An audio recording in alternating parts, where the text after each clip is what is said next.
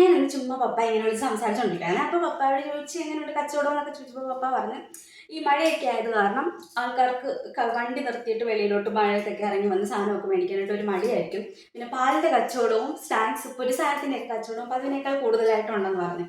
അപ്പോൾ ഞാൻ ഓർത്തപ്പോൾ ശരിയാണോ, നമ്മൾ മഴ സമയത്ത് എന്തെങ്കിലുമൊക്കെ കുറച്ചുകൊണ്ടിരുന്ന് ചായയൊക്കെ കുടിച്ച് കുറച്ചുകൊണ്ടിരുന്ന് മഴയൊക്കെ കണ്ടുകൊണ്ടിരിക്കാൻ നമുക്ക് വീട്ടിലൊക്കെ ചുമ്മാ ഇരിക്കുമ്പോഴത്തേക്കിന് ഭയങ്കര വിശപ്പായിരിക്കും, എന്തെങ്കിലുമൊക്കെ കഴിക്കാൻ തോന്നും. എന്നാൽ നമുക്ക് ഹെവി സാധനങ്ങളൊന്നും വേണ്ട, എന്തെങ്കിലും ചെറിയ ചെറിയ സാധനങ്ങളൊക്കെ മതി.